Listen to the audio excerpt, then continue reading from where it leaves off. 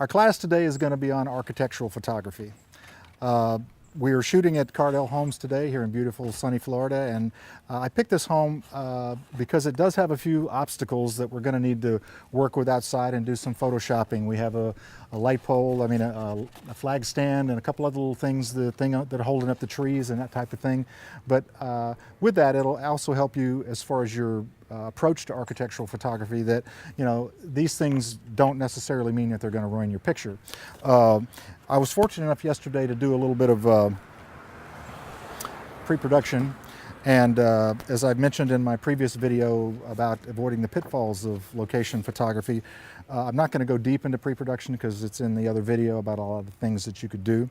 But I was fortunate enough to come and basically do a little tech scout that I like to do, and do some shots of the various snapshots of the various shots that we're going to do, which basically helps me think about the lighting and the composition and the angle and that type of thing. So in today's class, what we're going to do, we're going to cover a little bit about pre-production, your shot selection, your exterior, interior, lighting, and then your post-production, basically, which is the retouching part of the assignment. So with that in mind, going inside, we'll do our first shot. What we're going to be doing, we're kind of setting up our lights right now for our first shot that we're going to be doing. And what I've done, I've got two lights up on our upper level that's going to light the living area from down to give it a little more mood. This light we're bouncing off the wall, and all of them I'm using barn doors basically, which we can control and trim the light so that it doesn't spill out into the living room area. So basically I'm using this light. It's a little Force 10 monoblock, a Speedotron. And it goes way down in power. It's only 1,000 watts. So I just want a little fill in here to help offset the light coming in the window. So that's the purpose for this particular light here. All right. This is going to kind of be our key light for the foreground, these two lights here. These are Speedotrons, and we've got a 4,800 watt pack that we're going to split these, and basically each one of these will be 2,400 watts. So that's a lot of light, but we have an awful lot of room to cover down there. So we'll get these set up for our key lights up front. Also on the strobes we have, of course you're probably familiar with Pocket Wizards. They're little remote transmitters, and there's a main one on the camera, and then it fires these various strobes. Up to 300 feet, I believe it'll probably do. We've actually used these for doing like aerial shots where we've actually lit the inside of houses, shooting from the air, and it'll actually fire from that distance to basically the strobes. And so we'll try our test flash now to see if the flashes are working. Everything seems to be working. Like I said before, basically we're going to do our master shot here, and this was from a scout. I was able to come up yesterday, as I'd mentioned, and do a scout, and this seemed to be the best shot to start with. It's the most, as far as lighting is concerned, and as far as the biggest shot as well.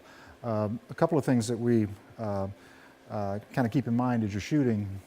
I like to alter my shutter speed for my exposure and not my f-stop. And the reason for that is because if you're going to be doing layering on the images and compiling them on top, if you change your f-stop, sometimes it has a tendency to change your focus slightly.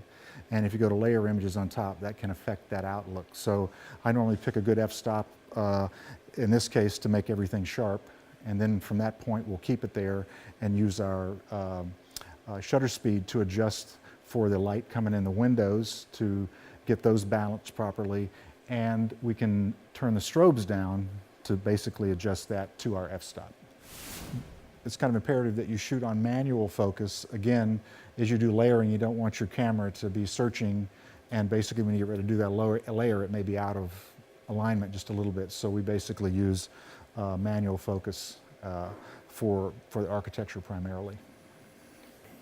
And starting in program, to get a basic exposure of what your ambient light is. That is basically the available light that is coming into the room. From that, that's a good starting point for you to base your exposure. Then you can adjust your strobes around that. and your shutter speed to basically then adjust for the windows and that type of thing. But we just use that to get a basic standard exposure to do our first test to kind of see what it looks like. So the exposure right now, from an ambient standpoint, is looking at about a 15th of a second at f16. That's going to be our f-stop for this particular shot. I can also see that the light that we actually have in the dining room area is a little hot, so I'm going to go in and turn that down just a little bit. It's on half. We're going to go down about 2/3 of a stop, and that should kind of even this room out just a little bit. And then we'll take this in and take a look to see where we're at. All right, so here's our first image. And I can see a few things already that you don't normally see on the screen in the back, that our top lights that I have up here lighting down obviously are a little hot. So we'll tone those down. I can see that our light in this room is pretty good, the one that we put back there in the den. I may want to bring that up just a teeny bit. And there again, as I'd mentioned, I have a little flare up here in the top from the light. And again, the assistants, they have to be in the picture. They're just, it's just a thing. And as long as they're wearing the hat, it's okay. But with the ambient exposure that we had on our base exposure, you can see that these areas in here are fairly dark. So we will bracket our exposures from the shutter speed standpoint to bring all of this up so that it has nice tones in it. And then Dennis will actually do a little layering to put it together. So what we'll do is, Dennis, if you will, if you'll take that light here and let's move it down this way just a little bit, and then I will also take and put a flag, a little black card over the top of the lens to knock that light that's coming in there now.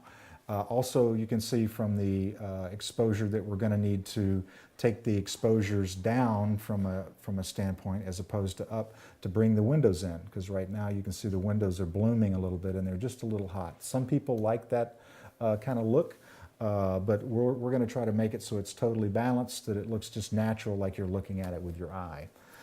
So we're going to go back, make a few adjustments, and then we'll come back and take a look at another image. So like I mentioned when I showed you on that the first little image that we had, this could come up just a little bit, so we increase this power just a little bit, so this room's just got a little bit more punch to it. These blinds, I think, to have a little more texture, what we might want to do is just crank them down just a little bit so that they have a little, you get a little bit more of the blind feel for them. And I noticed that the ones up top could probably be opened up just a little bit, the blinds that are up top, so we get a little more light coming in up there. So I'm going to go upstairs now and adjust that one light that's upstairs. Yeah, that's better. Nope, open just a little bit. There you go. Because right now we're seeing the bottom side of them. From our angle down there, we want them so we kind of get some light coming in up here. As you can see, that adds about a f-stop to the room by just adjusting those lights. We're on almost full power, and like I said again, this is a 4800 watt pack. So with that in mind, that's basically given me almost the whole 4800 down below. So I think we can come down a good stop and a third. That should probably help us, or even 2/3. So we're coming down a stop and 2/3 on that particular light. Adjust that just a little. Maybe raise that a bunch. Raise this one a little bit higher. See if that got rid of it. And then we'll go down and flag the top of the camera and try another exposure. So again, we'll take a look. By moving that, we got rid of that little flare that was in the lens. There was a little peak of the light in there before. So now we'll do a couple of exposures and see how it's beginning to look. And now if you can take a look back towards the living room, you can also see that or the dining room, you can also see that we're starting to get a little trickle of light coming in on the floor there from on the edge of the chair, which is going to be nice. As it comes on around a little bit, then the blinds will actually give us a little pattern on the floor. Before we were shooting, again, manual, and we were at a 15th of a second, and the overall looked okay for that balance. So we'll probably go a stop maybe almost 2 stops open from that to give me some detail in this area over here, and then go down as well for some detail looking out the door.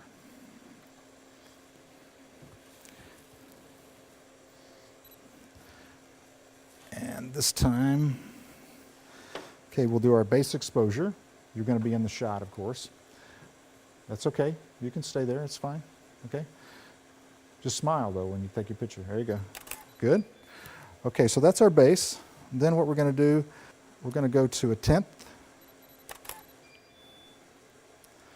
We're going to go to 1/6.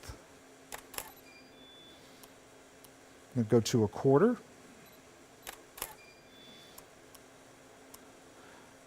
And 1/2. And a full second for the cabinets, because the cabinets are very dark and they're soaking up a lot of light. Okay, now we'll take the other exposures and we'll go the opposite direction. Probably to bring down the windows in that, we'll need to go at least a stop. So that'll take us to 1/30. Kind of rule of thumb is when you double your shutter speed or f-stop, f-stop is 1. If you're at 1/30, you go to 1/60, that's 1 stop. And a 1/25 and a 200th. So we've made quite a wide range of exposures now that we should be able to take a little piece of each one of those and get quite a nice image from this. Okay, as we've done our first shot, as you've seen in the video, now that we're going to take and look at some files here, I just want to show you the bracket of exposures that we have done. So here's one obviously that was exposed first, and I made a little comment because my assistant's standing up here on the top. But this was a little lighter. We made some adjustments on the light because we had a little flare in there, and he's out now. And then we did some more adjustments to basically lighten this area up. Now we have the cameraman in the shot, but he's going to be there in most of them because he's filming me as I'm actually doing these. So as you can see, we're lightening the areas up as we continue on with our exposures. Here's one that's totally light, which basically gives us all our light areas and our details down in our shadow areas. And we've even gone a little lighter here, as you can see, to give me some more detail down in here. And even one super light, so that we have even more detail down in here. So this is like basically a shot without the layering, and then of course you've seen the shot with the final. So the comparison between the two.